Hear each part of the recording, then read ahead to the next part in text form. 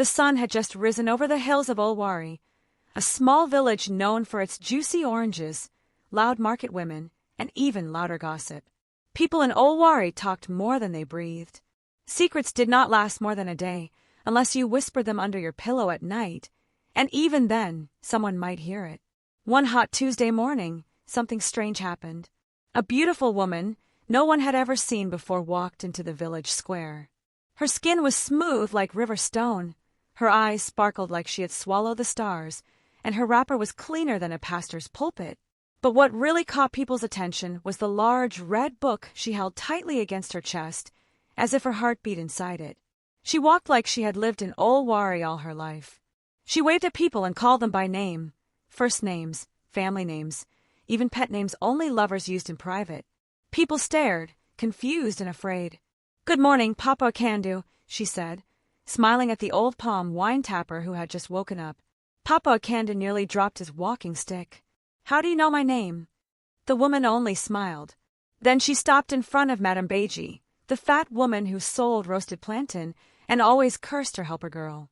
"How's your back today, Madame Beji?" she asked sweetly. "Still hurting from that fall in the bathroom 3 weeks ago?"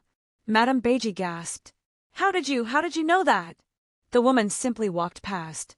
People began whispering. By noon, the whole village was buzzing with one question. "Who is that woman?" She introduced herself once, standing in front of the old shrine tree. "My name is Amma," she said. "I'm here to tell the truth." That was all. She didn't explain where she came from, or what she wanted. She just sat near the road under an umbrella, flipping the pages of her red book and occasionally smiling like someone who knew too much. Naturally, this became the biggest gossip in Olwari. And when it came to gossip, nobody was better than Anazi, the self-appointed queen of village secrets. Anazi had 2 things she loved more than food: knowing things she wasn't supposed to, and telling people what they didn't ask for. She wore long skirts and wide-brimmed hats and walked around like a newspaper with legs. If a chicken laid an egg in secret, Anazi would know the color of the yolk. So, when Amma showed up with her mysterious red book and secret-revealing smiles, Anazi took it personally. "No one will out-gossip me in my own village," she whispered to herself as she stirred her pot of egusi soup. At first, Anazi tried to befriend Amma. She brought her food, asked questions sweetly, and even offered to braid her hair. Amma was polite but quiet. She never answered questions directly. Yet she always seemed to know things. One evening, as the sun dipped low and the sky turned orange, Amma walked past a group of men arguing about stolen yams. She didn't stop. She didn't look back. She simply said, "Check behind the church fence." The next morning, the stolen yams were found exactly there. People began to think she was a gift from the gods. Others whispered darker things, that she was a witch, or worse, a spirit wearing human skin. Anazi didn't believe in fairy tales, but she believed in power, and Amma was slowly taking hers away. "She's playing with us," Anazi muttered one night as she watched Amma from behind her window. "She wants something." So, she did what any curious woman with too much time would do. She followed her. It was late at night. The market was quiet. The stars blinked above like sleepy fireflies. Amma walked alone, holding her red book, heading toward the old compound that everyone in Olwari avoided, the abandoned home of the late herbalist, which many believed was cursed. Anazi kept her distance, tiptoeing behind trees, hiding behind half-fallen walls. Her heart thumped like a drum. Amma reached the compound gate. She didn't open it. She walked straight through it. Not around it. Through it. Her body passed through the wooden planks like smoke. Anazi almost screamed. She held her breath and ran home, nearly knocking over a goat on the way. That night, she couldn't sleep. Her dreams were filled with red books, floating women, and whispers in languages she didn't understand. In the morning, her eyes were red. Her wrapper was crooked, but her mind was sharp. "This woman is not ordinary," she said to herself. The news of Amma's powers spread like wildfire. Children whispered about her under their bed sheets. Men watched her from afar. Women held their husbands close. And Amma, she just smiled and sat under her umbrella, flipping her red book as if each page held the village's heartbeat. Anazi didn't waste time. The very next day, she went to visit Baba Oju, the oldest and most feared spiritual elder in the nearby village of Ijanla. His hut smelled of ancient smoke and secrets. His voice was deep, like thunder rolling in a bottle. After listening quietly, Baba Oju stirred the fire 3 times and asked only one question. Did she walk through the wall? Anazi nodded fast, like a lizard in the sun. Then she's not a woman, he said. She's Amma, the gossip spirit. Anazi's eyes widened. Baba Oju explained that long ago, in the time of their great-grandmothers, there was a spirit who wandered from town to town, feeding on people's secrets. She was cursed to reveal truths no one wanted to hear, not to destroy, but to mirror the truth back to those who tried to hide it. She does not lie, Baba Oju said, but her truth is poison if you are not ready. Anazi leaned in. So how do we stop her? The old man opened a gourd and handed her a small calabash of white powder. If she is truly a spirit, this powder will reveal her nature. But be careful, the powder does not lie either. If your hands are dirty, it will speak your truth too. Anazi held the calabash like it was fire. Thank you, Baba. Back in Old Wari, Anazi didn't sleep. She stayed awake planning. She gathered a group of women, the loudest talkers in town. These were the women who knew every affair, every borrowed wrapper, every hidden pregnancy. They met behind her house in secret. We must act, Anazi whispered, before Amma tears this village apart with her mouth. The plan was simple. They would throw a party. A fake one.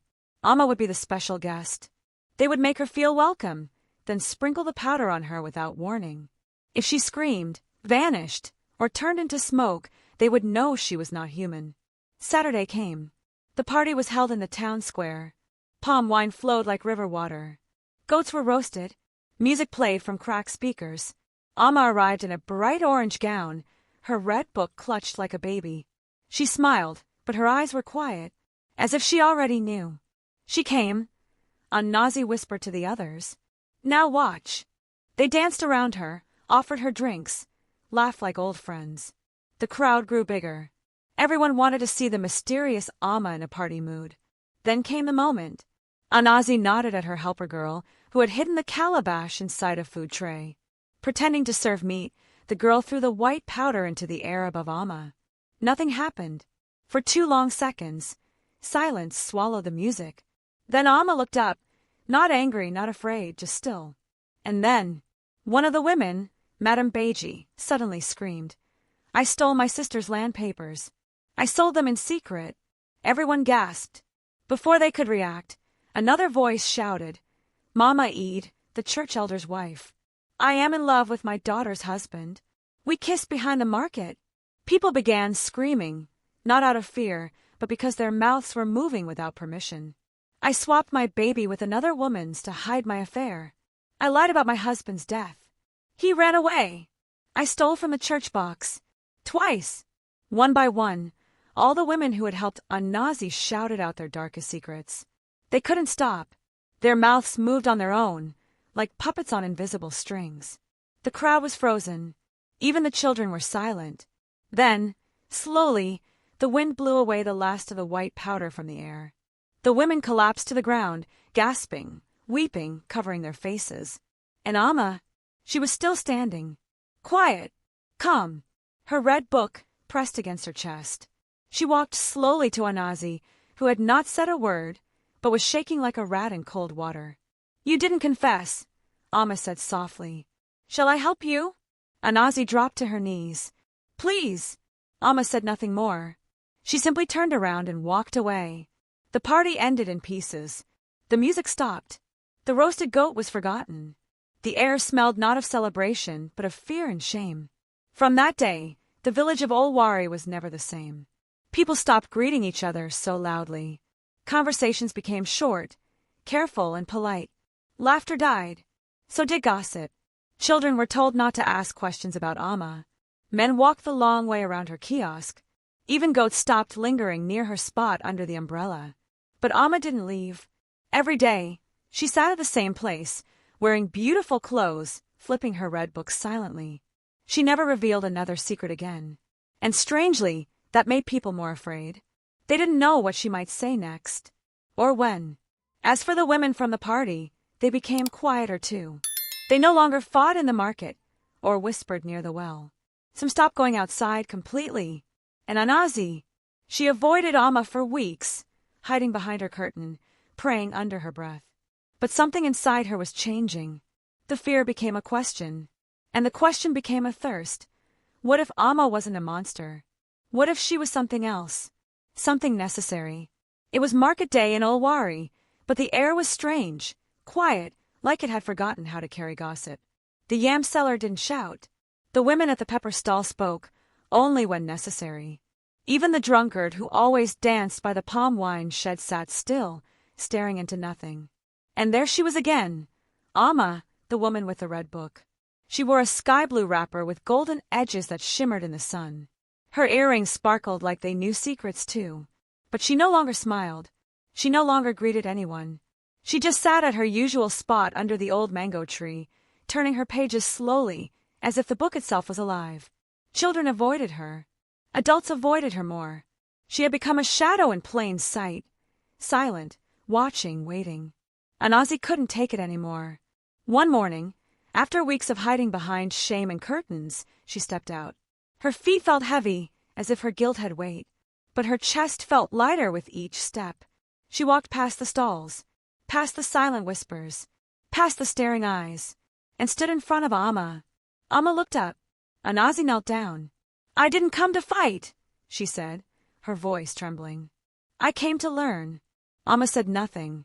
She looked at Anazi for a long time. Then, gently, she placed the red book on the bench between them. Anazi stared at it. "Why do you carry this?" she asked. Amma answered softly, "Because people forget that the truth is a story too." Anazi's eyes filled with tears. "But you hurt us." "I didn't say anything you didn't already know," Amma replied. "I only let the truth breathe." Anazi nodded slowly. Amma pushed the book toward her. "Take it. But if you open it, you must promise something." "What?" "Tell the truth with care," Amma said. "Not to shame, but to heal. Not to destroy, but to teach. Let the truth be a mirror, not a knife." Anazi placed her hand on the book. It was warm. She nodded. "I promise." The moment she touched the book, it glowed for a second, just a flicker, and then settled into silence. That day, Amma stood up and walked away. She never came back to the tree. She never sat under the umbrella again. Some say she vanished. Others say she walked through the wind like smoke. But no one saw her leave.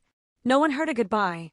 And in her place, Anazi sat, not with loud words or wagging fingers, but with stories. She read the red book every day, and each time she opened it, new pages appeared.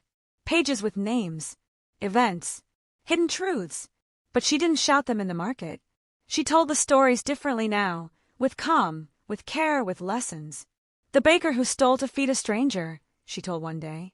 "The girl who lied to protect her brother. The man who cheated because he was afraid of growing old."